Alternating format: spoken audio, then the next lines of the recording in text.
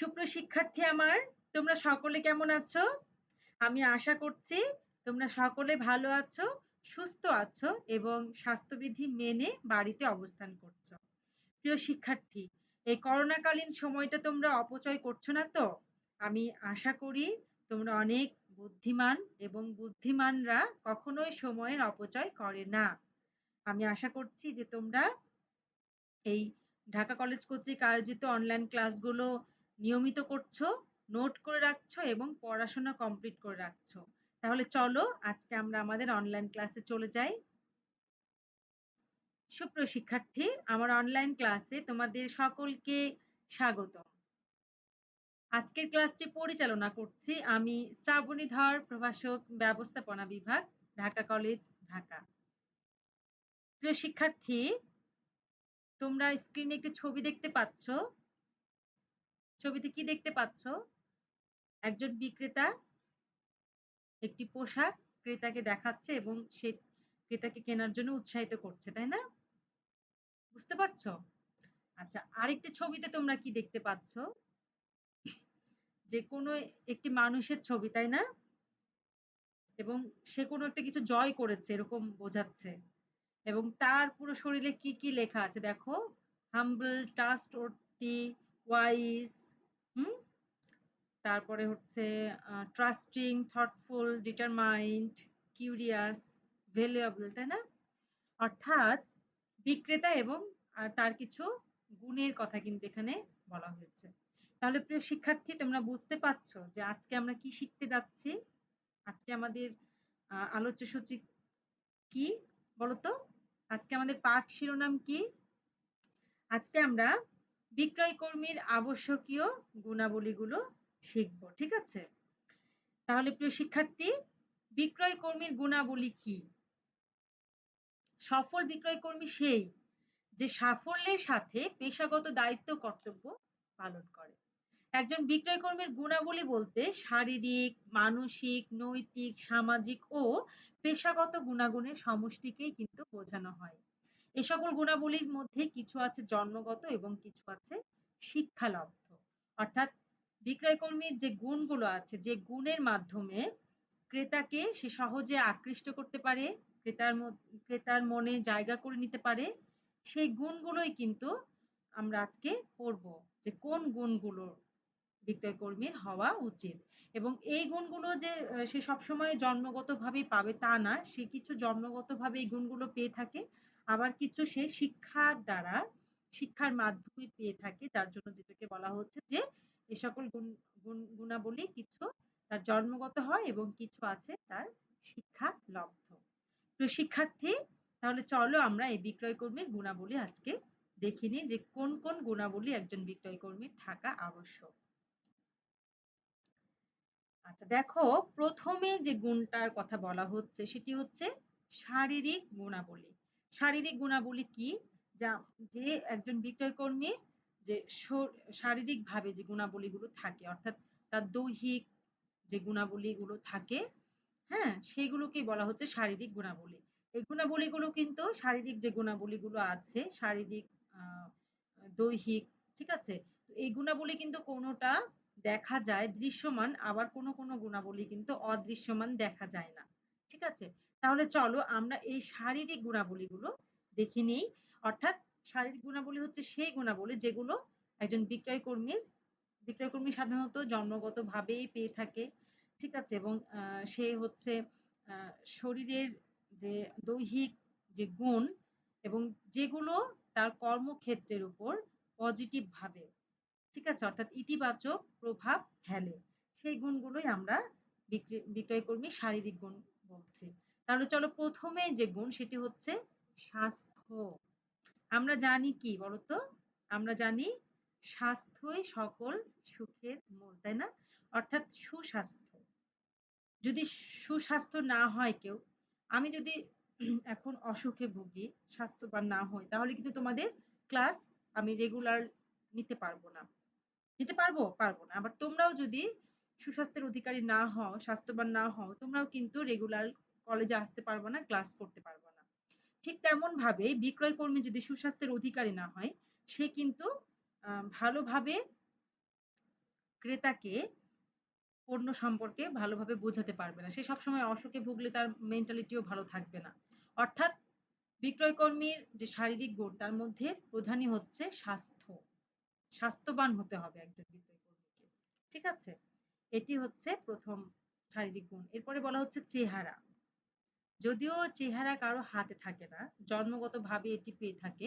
তবে একজন বিক্রয়কর্মী যদি আকর্ষণীয় সুন্দর চেহারার উ আ অধিকারী হয়ে থাকে তাহলে কিন্তু ক্রেতা একটু সহজেই মানে তার প্রতি ভালো লাগা কাজ করে, তার কথা শুনতে ভালোবাসে এবং সে পণ্যটি ক্রয় করতে চায়। তো এজন্য দেখা যাচ্ছে যে একজন বিক্রয়কর্মী যদি সুন্দর দেখতে হয়, তার চেহারাটা যদি সুদর্শন হয়, মন কাড়া হয়, এটি কিন্তু আ কোন পণ্য বিক্রয়ের ক্ষেত্রে ইতিবাচক একটি ভূমিকা সবসময় রাখে। ঠিক আছে? আচ্ছা এরপরে দেখো হাসি। একজন বিক্রয়কর্মী যদি সারাক্ষণ মন খারাপ করে থাকে, একদম গম্ভীরভাবে থাকে, তাহলে কি ক্রেতা তার কাছে কোনো পণ্য সম্পর্কে কোনো তথ্য তার কাছে জানতে চাইবে? বা জানতে খুব একটা আগ্রহী হবে না। আবার দেখা যাচ্ছে যে কিনতেও কিন্তু খুব একটা আগ্রহী হবে না। যদি সদা হাস্যোজ্জ্বল থাকে বিক্রয়কর্মী, সবসময় হেসে, হেসে কথা বলছে, তাহলে কিন্তু একজন ক্রেতা খুব সহজেই আকৃষ্ট হয়ে উঠে সেই বিক্রয়কর্মীর উপর এবং তার কথাগুলো সে মনোযোগ দিয়ে শোনে। ঠিক আছে? এবং সে তার কথা মতো দেখা যাচ্ছে যে পণ্যটা ক্রয় করতে তাকে বলা হচ্ছে, সে পণ্য সম্পর্কে আগ্রহী হয়ে ওঠে এবং সেই পণ্যটি সে ক্রয় করে। এজন্য বলা হচ্ছে একজন বিক্রয় কর্মী সবসময় হাস্যোজ্জ্বল হওয়া উচিত বিক্রয় কর্মীর। আচ্ছা এরপরে দেখো যে শারীরিক গুণ সেটা হচ্ছে ভাবভঙ্গি। অর্থাৎ এখানে বিক্রয়কর্মীর ভাবভঙ্গির উপরেই কিন্তু ক্রেতার কোনো পণ্য ক্রয়ের ইচ্ছা অনিচ্ছা নির্ভর করে। অর্থাৎ তার ভাবভঙ্গি যদি ভালো হয় তাহলে ক্রেতা কিন্তু বারবার তার কাছে পণ্য ক্রয় করতে আসে। আর যদি তার ভাবভঙ্গি খারাপ হয় তাহলে কিন্তু ক্রেতা ওই একবারই আসবে আর পরবর্তীতে তার কাছে সেই দোকানেই যাবে না। ঠিক আছে? এজন্য দেখা যাচ্ছে যে একজন বিক্রয় কর্মীর গুণের মধ্যে ভাবভঙ্গিটাও অন্যতম একটি গুণ। এরপরে দেখো মুদ্রা দোষ মুক্ত। অর্থাৎ কোনো বিক্রয়কর্মী যদি সারাক্ষণ মাথা চুলকাতে থাকে, নখ কামড়াতে থাকে, নাকের মধ্যে হাত হাত দিতে থাকে, ঠিক আছে? এবং হাত চুলকাতে থাকে, এরকম করতে থাকে। তো সেই মুদ্রা দোষ সম্পন্ন বিক্রয়কর্মীকে কিন্তু অনেকেই অপছন্দ করবে। তার কাছে জিনিসপত্র কিনতে চাবে না। কিনতে চাবে? কিনতে চাবে না। তো এইজন্য দেখা যাচ্ছে যে বিক্রয়কর্মীর আরেকটি গুণ কি? তাকে মুদ্রা দোষ মুক্ত হতে হবে। ঠিক আছে? আচ্ছা এরপরে দেখো এই যে এই ৫ টি আমরা যে গুণগুলো দেখলাম এগুলো কিন্তু দেখা যায়। স্বাস্থ্য, চেহারা, হাসি, ভাবভঙ্গি, মুদ্রা দোষ মুক্ত এগুলো কিন্তু দেখা যায়। কিন্তু সুকণ্ঠ কি দেখা যায়? আমরা গলা দেখতে পারি কিন্তু কণ্ঠ কি দেখতে পারি? এজন্য এগুলো হচ্ছে দৃশ্যমান, এগুলো অদৃশ্যমান। আমরা এখন যেগুলো পড়বো সেগুলো হচ্ছে অদৃশ্যমান। তো অদৃশ্যমানের ১ম এ কি? যে সুকণ্ঠ। একজন বিক্রয় কর্মীর কণ্ঠ যদি সুরেলা হয়, সুন্দর হয় তাহলে কিন্তু ক্রেতা সহজেই আকৃষ্ট হয় তার কথার উপরে। ঠিক আছে?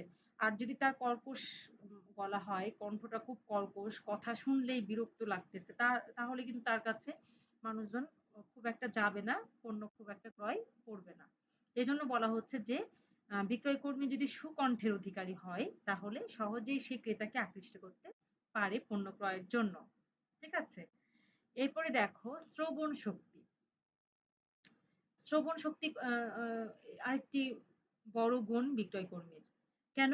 কারণ দেখা যাচ্ছে যে কোনো আম ক্রেতা খুব আস্তে কথা বলে, কোনো ক্রেতা একটু জোরে কথা বলে, ঠিক আছে? সেক্ষেত্রে বিক্রয় কর্মীর যদি শ্রবণ শক্তি তার যদি ভালো না হয়, তাহলে ক্রেতা কি বলছে সে কিন্তু সেটি বুঝতেই পারবে না। এবং সেই মতো সে ক্রেতাকে উত্তর দিতে পারবে না পণ্য সম্পর্কে। এমনকি দেখা যাচ্ছে যে ক্রেতা যদি বলে, "ভাই আমাকে একটা কলম দিয়েন।" সে একটা মলম আগিয়ে দিবে। এজন্য দেখা যাচ্ছে যে অবশ্যই বিক্রেতার শ্রবণ শক্তিটা ভালো থাকতে হবে। এবং আমরা জানি যে কমিউনিকেশন ব্যারিয়ার হিসেবে কাজ করে কিন্তু শ্রবণ শক্তি যদি ভালো না হয়, এটি কিন্তু একটা কমিউনিকেশন ব্যারিয়ার হিসেবে কাজ করে। যোগাযোগের প্রতিবন্ধকতা হিসেবে কাজ করে। তাই না? এজন্য বিক্রয় কর্মীকে অবশ্যই শ্রবণ শক্তি তার ভালো থাকতে হবে। ঠিক আছে? এরপরে দেখো দৃষ্টিশক্তি। বিক্রয় কর্মী যদি মানে দৃষ্টিশক্তি তার প্রখর না হয়ে থাকে, তাহলে কিন্তু সে বুঝতেই পারবে না যে কোন বিক্রয় কর্মী মানে কোন ক্রেতা কেমন ভাবে মানে কি উদ্দেশ্যে এসেছে তার দৃষ্টিশক্তিও অবশ্যই ভালো থাকতে হবে বোঝার জন্য। ঠিক আছে? এজন্য একজন বিক্রয় কর্মীর দৃষ্টিশক্তিটাও ভালো থাকা বাঞ্ছনীয়। এরপরে দেখো পরিচ্ছন্নতা। বিক্রয় কর্মীকে অবশ্যই নিট অ্যান্ড ক্লিন পরিচ্ছন্ন থাকতে হবে সবসময়। পরিচ্ছন্ন হতে হবে। ঠিক আছে? তাহলে ক্রেতা তার নিকট থেকে পণ্য ক্রয় করতে আগ্রহী হবে নতুবা তার কাছে আসতে চাবে না। এরপরে দেখো যে আমরা শারীরিক গুণগুলো দেখলাম। এখন আমরা যেটা দেখব সেটা হচ্ছে মনস্তাত্ত্বিক গুণাবলী। মনস্তাত্ত্বিক গুণাবলী হচ্ছে মানুষের মানসিক যে গুণ। অর্থাৎ একজন বিক্রয় কর্মীর যে মানসিক গুণ যেগুলো আছে, যে গুণের ফলে আ যেগুলো গুণের দ্বারা তার কর্মক্ষেত্রে তার কার্যের উপর প্রভাব ফেলে সেই মানসিক গুণগুলোকেই বলা হচ্ছে কি মনস্তাত্ত্বিক গুণাবলী। তো এই মনস্তাত্ত্বিক গুণাবলী কি, কি আমরা একটু দেখে নিই চলো। প্রথমেই বলা হচ্ছে আশাবাদ। অর্থাৎ একজন বিক্রয় কর্মী যদি নিরাশ হয় তাহলে কি হবে? সে কিন্তু কোনো কিছু বিক্রয় করতে আগ্রহী হবে না। কোনো কিছু বোঝাতে মানে প্রথমেই সে যদি ভাবছে যে এই ক্রেতা আসছে এ মনে হয় কিছুই কিনবে না। ঠিক আছে? বা এই পণ্যটি আম যে আমি বিক্রি করব, এই পণ্যটি তো অত মনে হয় ভালো না। এই পণ্যটি মনে হয় অত বেশি আ উপযোগী না এই ক্রেতার জন্য। তাহলে মনে হয় এটি কিনবে না। তো এরকম যদি নিরাশ আগেই সে হয়ে যায়, তাহলে কিন্তু সে ক্রেতাকে ভালোভাবে আগ্রহী করতে পারবে না সেই পণ্য কেনার জন্য। তাই না? এইজন্য দেখা যাচ্ছে যে একজন বিক্রয় কর্মীকে অবশ্যই মানে পজিটিভ মাইন্ডেড হতে হবে। আশাবাদ থাকতে হবে তার মনের মধ্যে। তাহলেই সে সফলতার মুখ দেখতে পারবে। তারপরে দেখো আত্মবিশ্বাস। অর্থাৎ একজন বিক্রয় কর্মী যদি তার কনফিডেন্স লেভেল লো হয়, সে যদি আত্মবিশ্বাস তার মধ্যে না থাকে যে সে এই কাজটি করছে, আত্মবিশ্বাসের সাথে যদি সে না করে, তাহলে কিন্তু তার কথা কেউ বিশ্বাস করবে না। কোন ক্রেতাই বিশ্বাস করবে না।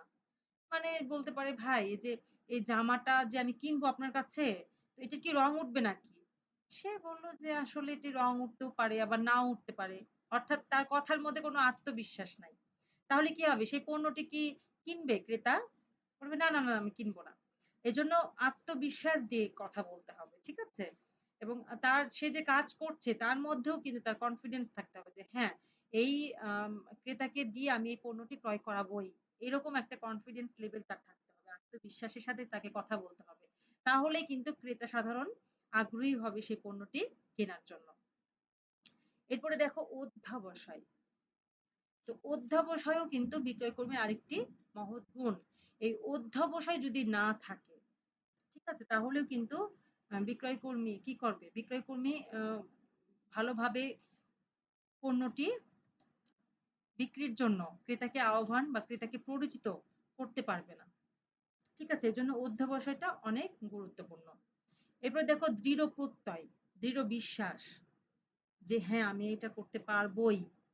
এইরকম দৃঢ় বিশ্বাস যদি বিক্রেতার মনে না থাকে তাহলে কিন্তু সে কাজ খুব ভালোভাবে করতে পারবে না। ক্রেতাকেও আকৃষ্ট করতে পারবে না, তার টার্গেটও পূরণ করতে পারবে না। ঠিক আছে? এজন্য তার মধ্যে একটা দৃঢ় বিশ্বাস থাকতে হবে, দৃঢ় প্রত্যয় থাকতে হবে যে হ্যাঁ, আমি এই কাজটি করবোই। এরকম ইতিবাচক মাইন্ড থাকতে হবে তার মধ্যে। এরপরে বলা হচ্ছে আন্তরিকতা। আমরা অনেক সময় অনেক দোকানে যেয়ে দেখি যে বিক্রয় কর্মী এত আন্তরিক যে বারবার সেই দোকানে যেতে ইচ্ছে হয়। তার ব্যবহারে, তার আন্তরিকতার জন্য। এবং এটি একটি বন্ধুত্বপূর্ণ সম্পর্ক গড়ে তোলে। অনেক বিক্রয় কর্মী আছে। আবার অনেক বিক্রয় কর্মী আছে যে আম আন্তরিকতাই তার মধ্যে নাই। মানে এমন কথা বলবে যে আপনি কিনতেই পারবেন না এই ধরনের প্রোডাক্ট। এগুলো আসলে আপনি কিনতে পারেন না। দেখা যাচ্ছে যে বিক্রয় কর্মী বলেছে ৳২০০ দাম আর ক্রেতা বলেছে ৳১০০। বলেছে, "আপনি এই পণ্য কিনতে পারেন নাকি? যান।" তো এই যে আন্তরিকতার অভাব হলে কিন্তু সেই পণ্যটা দেখা যায় যে সেই ক্রেতা কিনতো। ৳১০০ বললেও সে আরো দাম বাড়িয়ে কিনতো। কিন্তু তার কথার জন্য, আন্তরিকতা না হওয়ার জন্য সেই পণ্যটা তো কিনবেই না। পরবর্তীতে সে দোকানেও আর যাবে না। এজন্য একজন বিক্রয় কর্মীকে অবশ্যই আন্তরিকতার সাথে ব্যবহার করতে হবে ক্রেতা সাধারণের কাছে। ঠিক আছে? এরপরে দেখো মোহনীয় ব্যক্তিত্ব। মোহনীয় ব্যক্তিত্ব সম্পন্ন বিক্রয় কর্মীকে হতে হবে। অর্থাৎ একজন বিক্রয় কর্মীকে আম বিনয়ী, নম্র, ভদ্র হতে হবে। যেন সেই মোহনীয় ব্যক্তিত্বের জন্যই যেন একজন ক্রেতা বারবার তার কাছে পণ্য ক্রয় করতে আসে।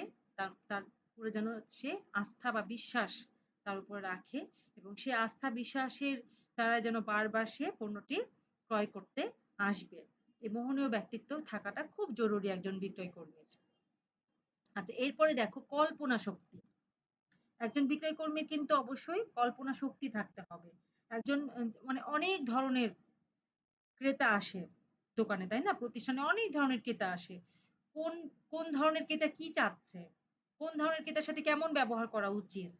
কিভাবে কথা বলা উচিত? সেগুলো কিন্তু কল্পনা শক্তি ব্যবহার করেই তাকে করতে হবে। নাহলে কিন্তু সে মানে কোন ক্রেতার সাথে কেমন ব্যবহার করা উচিত সেটি কিন্তু সে করতে পারবে না। এজন্য তার অবশ্যই কল্পনা শক্তি থাকতে হবে একজন বিক্রয় কর্মীর। এটিও একটি গুণ, মানসিক গুণ। আরেকটি গুণ কি? সেটি হচ্ছে শিক্ষা। আমরা জানি যে কিছু বিষয় আমরা দেখলাম যে শারীরিক গুণাবলী কিছু দেখলাম যেগুলো আমাদের জন্ম থেকেই পেয়ে যাই। কিন্তু কিছু গুণ আছে যেগুলো শিক্ষার মাধ্যমে আমরা পেয়ে থাকি। তো বিক্রয় কর্মীর ক্ষেত্রেও কিন্তু তাই। যদি সে সঠিক শিক্ষা পায় তাহলে কিন্তু সে অনেক বিষয় নৈতিকতা, তারপরে বিচার বিশ্লেষণ করা, ঠিক আছে? বিভিন্ন কৌশল অবলম্বন করা এগুলো সে আয়ত্ত করতে পারবে। আর যদি শিক্ষা তার মধ্যে না থাকে তাহলে কিন্তু এগুলো সে আয়ত্ত করতে পারবে না। এজন্য একজন বিক্রয় কর্মীকে অবশ্যই শিক্ষা গ্রহণ করতে হবে, তার শিক্ষিত হতে হবে। এরপরে দেখো উপলব্ধি ক্ষমতা। কোন পরিবেশে কি ধরনের আচরণ করা যাবে? কোন পরিবেশে তার কি ধরনের ব্যবহার করতে হবে? কোন পরিবেশে কোন কৌশলটা অবলম্বন করতে হবে? এই বিষয়ে যদি তার মধ্যে উপলব্ধি ক্ষমতা না থাকে, তাহলে কিন্তু সে কখনোই সফলতা অর্জন করতে পারবে না। এজন্য একজন সফল বিক্রয় কর্মীর অবশ্যই উপলব্ধি ক্ষমতা থাকতে হবে। আরেকটি যে মনস্তাত্ত্বিক গুণাবলী সেটি হচ্ছে প্ররোচন ক্ষমতা। অর্থাৎ কোনো ক্রেতাকে প্ররোচিত করা, কোনো ক্রেতাকে কোনো পণ্য সম্পর্কে কেনার জন্য আগ্রহী করে তোলা। সেটি কিন্তু একটি বড় গুণ। তো অনেক সময় আমরা দেখি কি বিক্রয় কর্মী এত সুন্দরভাবে প্ররোচিত করছে যে আমি ওই পণ্যটি কিনবই না। ঠিক আছে? কিন্তু তার কথা শুনে আমি কিনে ফেললাম। তো এটি হচ্ছে প্ররোচন করার ক্ষমতা। তো এই মনস্তাত্ত্বিক গুণটা অর্থাৎ প্ররোচন করার ক্ষমতা একজন বিক্রয় কর্মীকে অবশ্যই থাকতে হবে। না হলে তো আ সেই প্রতিষ্ঠানের যে পণ্য সেটি সে সফলভাবে বিক্রয় করতে পারবে না। সফল বিক্রয় হবে না। ঠিক আছে?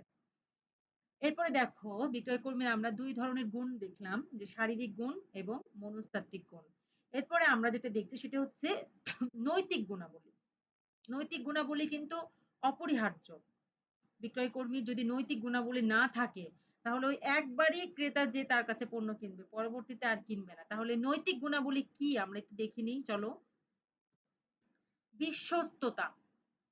অর্থাৎ যদি বিশ্বাস একবার ভেঙে যায় বিক্রয় কর্মীর উপর, তাহলে সেই বিশ্বাস কিন্তু জোড়া লাগানো অনেক কঠিন। ঠিক আছে?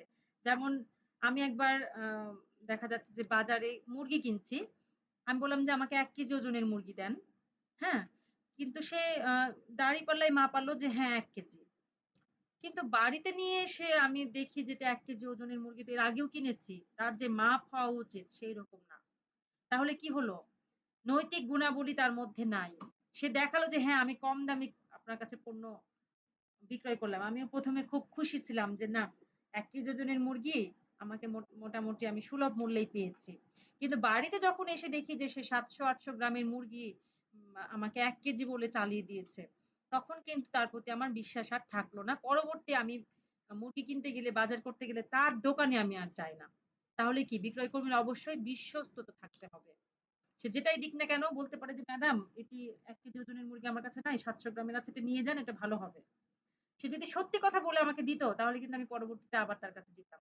কিন্তু সে সত্যি কথায় যে বিশ্বাস ভঙ্গ করেছে, তাহলে আমি তার দোকানে আর যাব না। ঠিক তেমনভাবে একজন বিক্রয় কর্মীর অবশ্যই বিশ্বস্ততা অর্জন করতে হবে ক্রেতার সাথে হলে। তাহলে ক্রেতা বারবার তার কাছে যাবে। আর যদি বিশ্বাস ভঙ্গ হয়, ক্রেতা কিন্তু তার দিকে আর মুখ ফিরাবে না। কারণ প্রতিযোগিতামূলক বাজার। অনেক বিক্রয় কর্মী আছে, অনেক প্রতিষ্ঠান আছে, অনেক পণ্য আছে। যে বিশ্বাস ভঙ্গ করেছে তার কাছে কেন ক্রেতা যাবে, তাই না? এজন্য বিশ্বস্ততা একটি মহৎ গুণ। বিক্রয় কর্মীর অবশ্যই এই গুণটা তাকে থাকতে হবে। যদি সে ক্রেতাকে আকৃষ্ট করতে চায়, যদি সে ক্রেতাকে ধরে রাখতে চায়, যদি সে বাজার ধরে রাখতে চায়, তাহলে অবশ্যই তাকে বিশ্বস্ততা অর্জন করতে হবে। এরপরে বলা হচ্ছে সত্যবাদিতা। বিশ্বস্ততা কি এমনি অর্জিত হবে? না, এমনি অর্জিত হবে না। বিশ্বস্ততা তখনই অর্জন হবে যখন সে সত্য কথা বলবে। তাহলে সত্য কথা বলাটাও কিন্তু আরেকটি নৈতিক গুণের মধ্যে পড়ে বিক্রয় কর্মীর। অর্থাৎ বিক্রয় কর্মীকে অবশ্যই সবসময় সত্য কথা বলতে হবে। তাহলে মানে একবার বিক্রি তো উদ্দেশ্য না। ঠিক আছে? আমি বাজার থেকে শাড়ি কিনলাম। বলল যে, "ম্যাডাম এটা নিয়ে যান, একদম রং উঠবে না। রং উঠলে টাকা ফেরত।" সে এত সুন্দর করে বলল, আমি তো খুব খুশি হয়ে গেলাম। খুশি হয়ে শাড়িটা কিনে নিয়ে আসলাম, ২ দিন পরলাম। তারপর যখন কাচতে গেলাম দেখি গল, গল করে রং উঠছে। তাহলে সে কি সত্য কথা বলল? ওই একবার কিনলাম, ২য় বার কি তার কথা আমি আর বিশ্বাস করব? তার দোকানে কি আর যাব? যাব না। অর্থাৎ এই সত্যবাদিতা যদি বলা হতো যে, "ম্যাডাম দেখেন এটি একটু রং উঠবে, আপনি আরেকটু দাম দিয়ে এটি কিনেন।" তাহলে কিন্তু আমি তার কথার উপরে বিশ্বাস করে আমি কিন্তু ২ টা টাকা বাড়িয়ে দিয়ে আমি অন্য প্রোডাক্ট কিনতাম। ঠিক আছে? তাহলে সত্যবাদিতা এবং অনেক মহৎ গুণ এবং যে এভাবে আমাকে বলে যে, "এটির একটু দাম কম কিন্তু এটি একটু খারাপ হবে। ম্যাডাম এটি কিনেন। এটি একটু দাম বেশি হলে একটু ভালো।" মানে সত্য কথা বলে যদি সে বিক্রি করে, কথার কাজের মধ্যে যদি মিল পাওয়া যায় তাহলে কিন্তু বারবার ক্রেতা সেই বিক্রেতার কাছে যাবে, সেই পণ্য কিনবে। তার কাছেই পণ্য কিনবে। অন্যজনের কাছে যাবে না। তো এজন্য দেখা যাচ্ছে যে বিক্রয় কর্মীর অবশ্যই সত্যবাদিতা হতে হবে। সত্য বা কথা বলতে হবে। এরপরে বলা হচ্ছে সততা। একই কথা। তাকে সৎ হতে হবে। তাকে যেমন সত্য কথা বলা একটি সৎ অভ্যাস। তাকে সৎ অভ্যাস তার মধ্যে রাখতে হবে। তাকে সততা, সরলতার সাথে কাজ করে যেতে হবে। ঠিক আছে? অর্থাৎ এখানে শুধুমাত্র যে সে বিক্রয় কর্মীর মানে ক্রেতার সাথেই সততা আচরণ করবে তা না। প্রতিষ্ঠানের সাথেও সৎ থাকতে হবে। তার হিসাব সম্পূর্ণ কাজ তাকে সৎভাবে করতে হবে। তাহলেই সে সফলতার মুখ দেখতে পাবে। এরপরে দেখো নির্ভরযোগ্যতা। তার উপর একজন ক্রেতা কখন নির্ভরযোগ্য হবে? যখন সে সত্য কথা বলবে, যখন সে বিশ্বস্ততা অর্জন করবে। তখনই কিন্তু ক্রেতার নির্ভরযোগ্যতা অর্জন করতে পারবে সে। অর্থাৎ ক্রেতা তাকে নির্ভর করবে। সে যা বলবে তাই ক্রেতা বিশ্বাস করবে। যখন সে এই বিশ্বাস অর্জন করতে পারবে। এজন্য নির্ভরযোগ্যতাও তার একটি মহৎ গুণ যেটি বিক্রয় কর্মীর থাকা আবশ্যক। এরপরে দেখো মানসিক ক্ষিপ্রতা। অর্থাৎ একজন উপস্থিত বুদ্ধি মানে কোন মুহূর্তে কি ধরনের কথা বলতে হবে সেইরকম উপস্থিত বুদ্ধি। দেখা যাচ্ছে সে জানতো না সে প্রোডাক্ট সম্পর্কে। হালকা রং উঠেছে। চলে এসেছে ক্রেতা যে, "ভাই আপনার কাছ থেকে তো পণ্য নিয়ে গেলাম। দেখেন রং উঠছে জিনিসের।" ওই মুহূর্তে সেই বিক্রয় কর্মী কি ধরনের আচরণ করবে? ঠিক আছে? সেই উপস্থিত বুদ্ধিটা কিন্তু তার থাকতে হবে। সে বলবে, "ও আসলে তো আমি তো বুঝতে পারিনি। দেন আপনার পণ্য আমি ফেরত দিয়ে দিচ্ছি।" তাহলে কিন্তু বিশেষ আবার অর্জন হবে। আমি আসলে জানতে পারিনি যে রং উঠবে। আসলে কোনো মা ক্রেতা তো এটি সম্পর্কে এখনো অভিযোগ দেয়নি। তাহলে এটি হয়তোবা প্রোডাকশন এর সমস্যা হয়েছে। আমি এটি ফেরত দিয়ে আপনাকে অন্য জিনিস দিচ্ছি। একটু লস হলেও কিন্তু সে ক্রেতাকে ধরে রাখতে পারবে। এ ধরনের আচরণ করলে। উপস্থিত বুদ্ধি। আবার বলতে পারে যে, "আসলে এটি রং উঠবে এটা তো আমি বুঝতে পারিনি। হ্যাঁ, তাহলে আমি অন্য প্রোডাক্ট দিচ্ছি। এই প্রোডাক্ট আমি আর দিব না।" মানে তার কথাতে উপস্থিত বুদ্ধিতে তাকে সেই পরিবেশ তাকে কিন্তু সৃষ্টি করতে হবে। যেন সে আ মানে তার উপর বিশ্বাস যদি না হারিয়ে না যায়। সেরকম উপস্থিত বুদ্ধি দিয়ে কিন্তু তাকে কাজ করতে হবে। এটিও একটি নৈতিক গুণ। আচ্ছা, এতক্ষণ আমরা শারীরিক গুণ দেখলাম, মনস্তাত্ত্বিক গুণ দেখলাম, নৈতিক গুণ দেখলাম। এখন আমি আমরা যেটা দেখব সেটি হচ্ছে সামাজিক গুণাবলী। তাহলে একজন বিক্রয় কর্মীর কোন সামাজিক গুণাবলী থাকতে হবে? কারণ মানুষ তো সামাজিক জীব, তাই না? সমাজের বিভিন্ন মানুষের সাথে তাকে যোগাযোগ করতে হয়। বিভিন্ন মানুষের সাথে তার আচরণ করতে হয়, ব্যবহার করতে হয়। প্রতিনিয়ত তাদের সাথে ডিল করতে হয়, বিক্রয় করতে হয়। তাহলে তাদের সাথে কিভাবে আচরণ করতে হবে? কোন গুণগুলো তার রাখতে হবে? সেই সামাজিক গুণগুলো কি? আমরা একটু দেখে নিই। ১ নম্বর বলা হচ্ছে মিশুক স্বভাব। কিছু বিক্রয় কর্মী আছে এত সুন্দর আন্তরিকতার সাথে এত সুন্দরভাবে কথা বলে, মানে এত সুন্দরভাবে মিশে যায় যে মনে হয় যে সে পরিবারেরই কেউ। অর্থাৎ সে আমাকে বিশ্বাস তার করা যায়। সে আমার বিশ্বাস ভঙ্গ করবে না। সে যেটা বলছে সেটা সঠিক হবে। তার মিশুক স্বভাবের জন্য সহজেই মানুষ তার সাথে মিশে যায় এবং সহজেই সে কি চাচ্ছে সেটি বিক্রয় কর্মী জেনে যায়। যে আসলে তার চাওয়াটা কি? তার চাহিদা কি?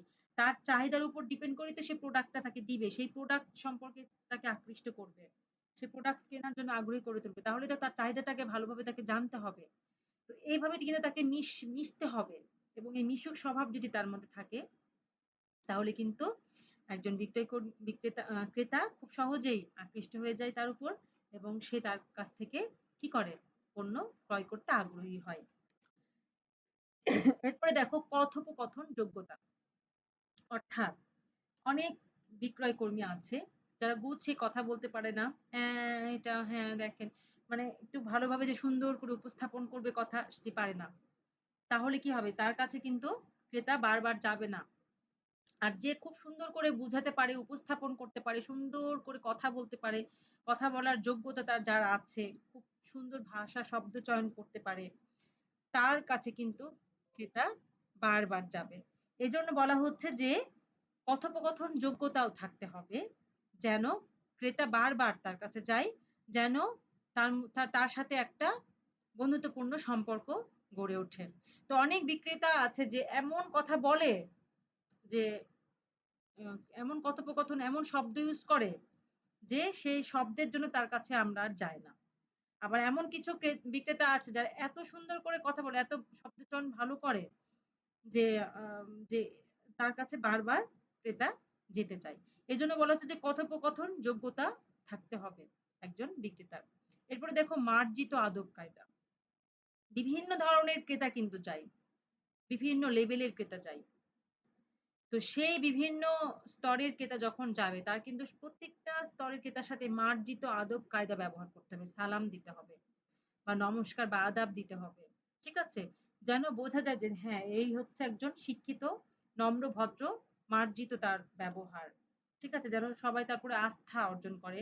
তার স্বভাবে যেন সন্তুষ্ট হয় ক্রেতা সাধারণ। তাহলেই কিন্তু বিক্রয়কর্মী সফলভাবে বিক্রয় করতে পারবে। এজন্য মার্জিত আদব কায়দাও একটি অন্যতম বড় গুণ। আরেকটি দেখো রসিকতা বোধ। অনেক সময় দেখা যাচ্ছে অনেক বিক্রয়কর্মী রসের স্থলে এত সুন্দর করে কথা বলে। ঠিক আছে? রসিকতা বোধ দিয়ে এত সুন্দর মজার করে কথা বলে যে মানুষ খুব সহজেই তার আচরণের উপরে সন্তুষ্ট হয়ে তার কাছ থেকে পণ্য বারবার ক্রয় করে। এজন্য রসিকতা বোধও একজন বিক্রয়কর্মীর থাকা উচিত। এরপরে দেখো এতক্ষণ আমরা শিখলাম শারীরিক গুণ, মনস্তাত্ত্বিক গুণ, নৈতিক গুণ, সামাজিক গুণ। এখন আমরা যেটি শিখবো সেটা হচ্ছে পেশাগত গুণাবলী। পেশাগত গুণাবলী সেগুলোই যেগুলো তার পেশার সাথে সম্পর্কিত, যে গুণগুলো তার কাজের সাথে সম্পর্কিত, কাজের যে গুণগুলো তার মধ্যে থাকতে হবে। যেমন পণ্য সংক্রান্ত জ্ঞান। অর্থাৎ যে পণ্যটি সে বিক্রয় করবে সেই সম্পর্কে সে যদি নিজেই না জানে, তাহলে কিন্তু সে সত্য কথাও বলতে পারবে না, সঠিক তথ্যও কিন্তু ক্রেতাকে দিতে পারবে না। এজন্য পণ্য সংক্রান্ত জ্ঞান তার অবশ্যই থাকতে হবে। এরপরে দেখো কোম্পানি সম্পর্কে জ্ঞান। তার কোম্পানির উদ্দেশ্য কি? কোম্পানি কি চায়? তার কোম্পানির ভিশন, মিশন কি? কোম্পানির অবস্থান সম্পর্কে, কোম্পানির ব্যবস্থাপনা পরিচালক, কোম্পানির অধ্যস্তন, বস সব সম্পর্কে তার অবশ্যই জ্ঞান থাকতে হবে যদি সে সফলভাবে তার কার্যাবলী সম্পাদন করতে চায়। এরপরে হিসাব সংক্রান্ত জ্ঞান। তাকে যোগ, বিয়োগ, গুণ, ভাগ তো জানতে হবে, তাই না? অর্থাৎ তার হিসাব যদি সে ভালোভাবে না জানে তাহলে তো সে আম মানে ব্যবস্থাপকের কাছেও সে ভালোভাবে বুঝিয়ে দিতে পারবে না তার হিসাবটা এবং ক্রেতার কাছেও সে দর কষাকষি বা আ আম ক্রেতার কাছে সঠিকভাবে হিসাবটা সে করতে পারবে না। যে কতগুলো পণ্য নিল, কত টাকা হলো। সেই হিসাবটাও সে ক্রেতাকে দেখাতে পারবে না। এজন্য তার অবশ্যই হিসাব সংক্রান্ত জ্ঞান থাকা উচিত। আচ্ছা প্রিয় শিক্ষার্থী, এতক্ষণ আমরা যে জিনিসগুলো শিখলাম গুণাবলী, হ্যাঁ? তো এই বিক্রয়িকতা বা এই বিক্রয়ের যে কৌশলগুলো আমরা শিখলাম, গুণগুলো, এইগুলো কি জন্মলব্ধ নাকি শিক্ষালব্ধ? এটা নিয়ে কিন্তু বিতর্ক আছে। তো আসলে আমি আগেই বলেছি যে এই বিক্রেতার এই গুণগুলো কিছু জন্মলব্ধ আছে আবার কিছু শিক্ষালব্ধ আছে। তাহলে চলো আমরা দেখে নিই কোনগুলো শিক্ষালব্ধ, কোনগুলো জন্মলব্ধ। বিক্রয়িকতাকে শিক্ষালব্ধ বলার কিছু কারণ আছে, যুক্তি আছে, যেটি শিক্ষালব্ধ আমরা বলতে পারি। সেই যুক্তিগুলো কি, কি?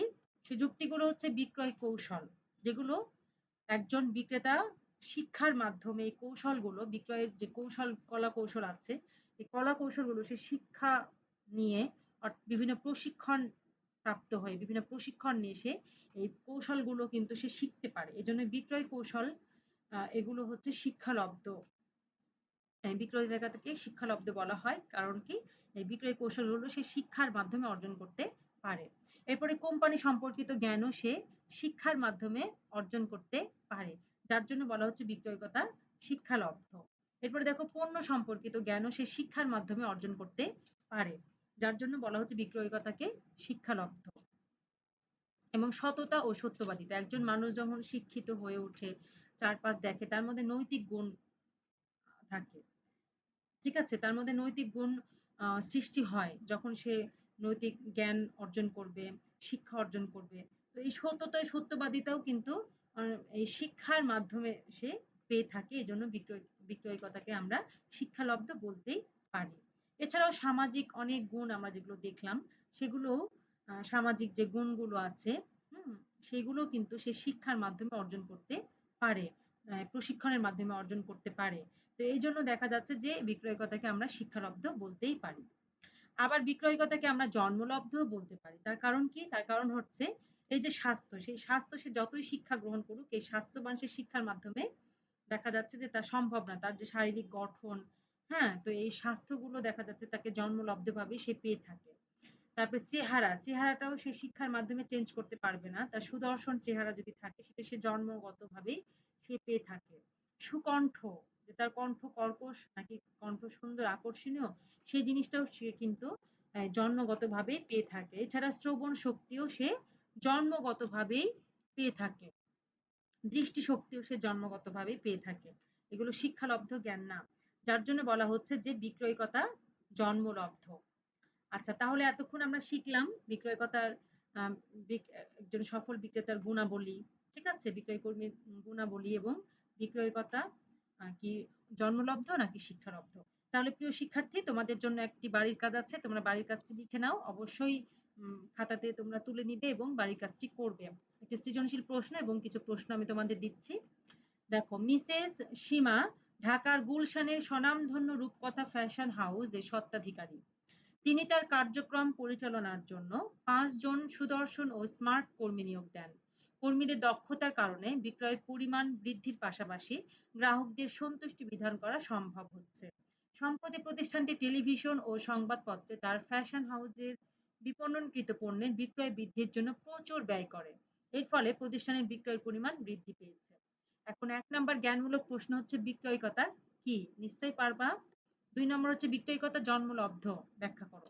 তাহলে এখানে তোমরা যদি জন্মলব্ধটা ব্যাখ্যা করতে চাও, তাহলে জন্মলব্ধের যে যুক্তিগুলো আছে সেই যুক্তিগুলো কিন্তু তোমাদের উপস্থাপন করে বিক্রয়িকতা জন্মলব্ধ ব্যাখ্যা করতে হবে। এবং গ নম্বর যে প্রশ্ন, সেটি হচ্ছে উদ্দীপকে উল্লিখিত প্রতিষ্ঠানটি বিক্রয়কর্মী নিয়োগের ক্ষেত্রে কোন ধরনের গুণাবলীর উপর গুরুত্বারোপ করেছে?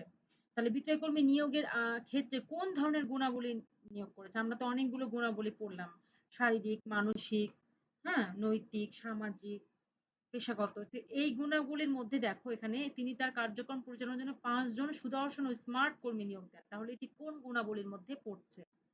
আশা করি নিশ্চয়ই পারবা। একটু আগেই তোমাদের পড়ালাম, আমি কিন্তু উত্তর সরাসরি বলে দিব না, যেহেতু তো এটা তোমাদের বাড়ির কাজ।